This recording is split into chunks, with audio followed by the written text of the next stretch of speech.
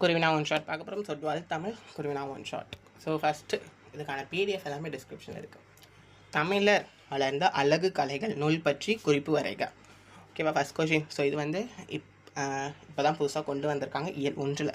So தமிழர் வளர்ந்த அழகு கலைகள் என்னும் நூல் நவீன கலைகள் குறித்து தமிழில் வெளிவந்த முழுமையான முதல் நூல். ஸோ நவீன கலைகள் பற்றி, ஸோ டெக்னாலஜிக்கலாக தமிழில் வெளிவந்த ஃபஸ்ட் நூல்னால் அது தமிழர் வளர்ந்த அழகு கலை என்ற நூல் தான். இந்த நூல் வந்து பார்த்திங்கன்னா அரசில், ஸோ தமிழக அரசில் ஃபஸ்ட் ப்ரைஸ் வாங்கின நூல்னால் அது தமிழர் வளர்த்த அழகு கலை தான். புரிஞ்சுதா? அப்புறம் விரிபெரு தமிழர் மேன்மை ஓங்கிட செய்வ தோன்றி உயர்பணியாக கொண்டேன் யார் யாரை பற்றி எதற்காக கூறுகிறார். ஸோ இது என்ன சொல்கிறாங்க? ஸோ பாரதிதாசன். யார்னா பாரதிதாசன் மயிலை சினி வெங்கடேஷ் சுவாமியை பற்றி. எதற்காகனா தமிழினத்திற்கு தேவையான பல்வேறு ஆவணங்களை தொகுத்து ஆய்வு செய்யும் பணியை மேற்கொள்ள வேண்டும் என்று கூறுகிறார்.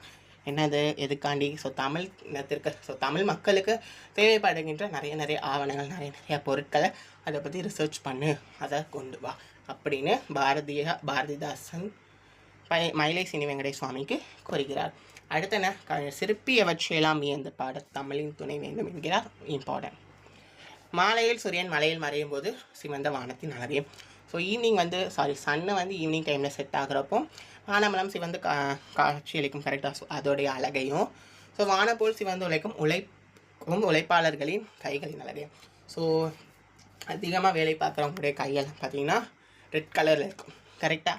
ஸோ அதோடைய அழகையும், தொழிலாளர்களில் தோல் மீது வீற்றிருக்கும் வியர்வை முத்துக்களின் அழகையும். ஸோ தொழிலாளர்களுக்கு வியர்வை வருகின்ற அவங்களுடைய முத்து அழகையும் வியந்து பாட தமிழின் துணை வேண்டும் என்கிறார். ஸோ அடுத்து விடியல் வனப்பு. இரு பொருட்களையும் ஒருங்கே அமைப்பு ஒரு தொடர் அமைக்க. இல்லை ஒன்றும் இல்லை, ரெண்டு வேர்ட்ஸ் கொடுத்துருக்காங்க, அதாவது 2 சொற்கள் கொடுத்துருக்காங்க, அதை ஒரே தொடராக அமைக்க சொல்லியிருக்காங்க. ஸோ நீங்கள் இந்த மாதிரி நல்லா அமைக்கலாம். விடியலில் உதிக்கும் கதிரவனின் தோற்றம் இயற்கையின் வனப்பை எடுத்துரைக்கும்.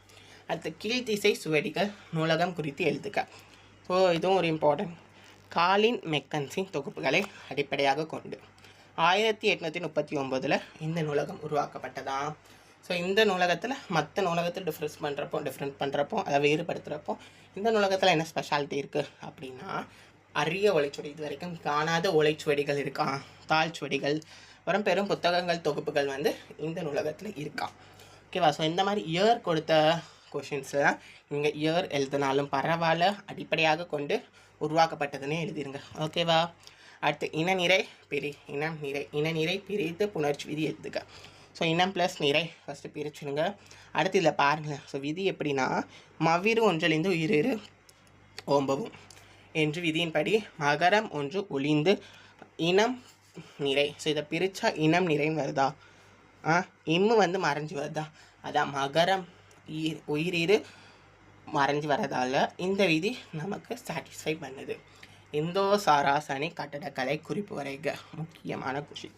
மகளாய கட்டிடக்கலை, பிரித்தானிய கட்டடக்கலை, இந்திய பாரம்பரிய பணி, இந்த எல்லாத்தையுமே தொகுத்து கலந்து உருவாக்கப்பட்டது தான் இந்தோ சாராசனிய கட்டிடக்கலையா.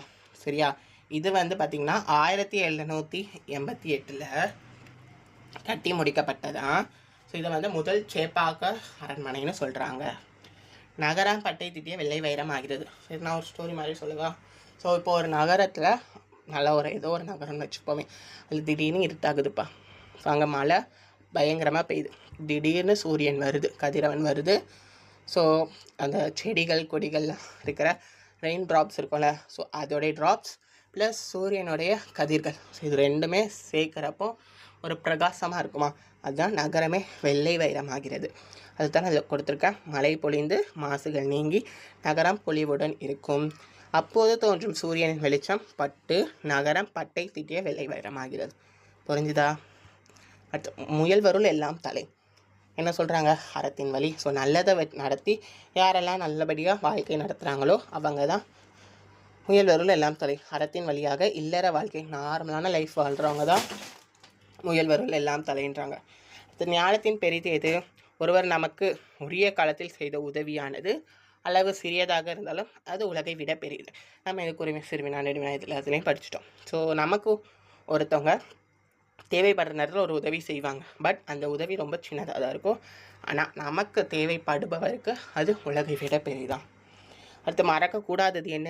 ஒருத்தவங்க செய்த நன்மை. மறக்கக்கூடியது ஒருத்தவங்க செய்த தீமை. அப்புறம் செல்வம் இருப்பதற்கு வழியாக வள்ளுவன் உரைப்பன யாவை. ஸோ ஒருத்தவங்ககிட்ட இருக்கிற செல்வம் குறையாமல் இருக்கணும்னா அவங்க மற்றவங்களுடைய பொருளுக்கு ஆசைப்படக்கூடாது. அது சினத்தை ஏன் காக்க வேண்டும்? சினம்னா என்ன? இதில் கோபம். ஸோ சினமானது தன்னை கொண்டவனையும் அழைத்துவிடும். எனவே தன்னை காக்க சினத்தை காக்க வேண்டும். புக்கில் தன்மனை சிறு குறிப்பு வரைக. புக்கில்னா என்ன? தற்காலிகமாக தங்குமிடம். தன்மனை வேண்டாம். திருமணத்திற்கு கணவன் மனைவி பெற்றோருடன் வாழும் தனி குடும்பம்னு சொல்கிறாங்க. அடுத்தன ராமன் சுக்ரீவனிடம் கூறிய செய்திகளை எழுதுக்க. ஸோ இது ரொம்ப ஈஸியாகவும் இருக்கும். ராமன் சுக்ரீவன் என்ன சொல்கிறாரு? விண்ணிலும் மண்ணிலும் உள்ள உன் பகைவர் என் பகைவர். ஸோ வானத்திலையும் பூமியிலையும் இருக்கிற உன்னுடைய பகைவர், உன்னுடைய எனிமிஸ் எல்லாமே என்னுடைய எனிமிஸ். உன்னுடைய தீயவர் இருந்தாலும் ஆனால் அவங்க என்னை பொறுத்தளவுக்கு அவங்க தீயவராக இருந்தாலும் உன் நண்பர்களாக இருந்தால் அவங்க என் நண்பர்கள். உன்னுடைய உறவினரெல்லாம் என் உறவினர். உன் அன்பு மிகுத உன் சுற்றத்தினராக இருந்தால் அவங்க என்னுடைய சுற்றத்தினர்னு சொல்கிறாரு. ஸோ நீ என் இனிய உயிர் நண்பன் சொல்கிறார். ஸோ ராமன் வந்து சுக்ரீவனை அவங்களுடைய நண்பனாக ஏற்றுட்டார். ஸோ அதான் செகண்ட் பாயிண்டாக கொடுத்துருக்காங்க. ஸோ அதை நீங்கள் ஃபஸ்ட் பாயிண்ட்டாக எழுதிக்கலாம். அடுத்து ராமன் சுக்ரீவனிடம் வானத்திலையும் பூமியிலையும் இருக்கிற உன்னுடைய பகைவர் என்னுடைய பகைவர். ஸோ என்னை பொறுத்தவங்களுக்கு அவங்க தீயவராக இருக்கட்டும், உன் நண்பர்களாக இருந்தால் இந்த கொஷின் ரொம்ப ஈஸியான கொஷின்ப்பா. ராமன் சுக்ரீவனிடம் கூறிய செய்திகளை எழுதுக. ஸோ என்ன சொல்கிறாரு? ராமன் சுக்ரீவனிடம் விண்ணிலும் மண்ணிலும் உள்ள உன் பகைவர் என் பகைவர். தீயவராக இருந்தாலும் இருப்பினும் கூட உன் நண்பர்கள் என் நண்பர்கள், உன் உறவினர்கள் என் உறவினர்கள், அன்பு மிகுந்த உன் சுற்றத்தினர் என் சுற்றத்தினர். இது ஊன் போட்டிருக்க, அது என் சுற்றத்தினர்ப்பா. நீ என் இனிய உயிர் நண்பன். ஸோ எவ்வளோ பாசமான ஃப்ரெண்ட்ஷிப். இப்போ கரெக்டாக இவர் என்ன சொல்கிறாரு ராமன் சுக்ரீவனிடம்? ஸோ வானத்துலேயும் பூமியில் இருக்கிற உன்னோடைய எனிமிஸ் எல்லாமே என்னுடைய எனிமிஸ்ப்பா.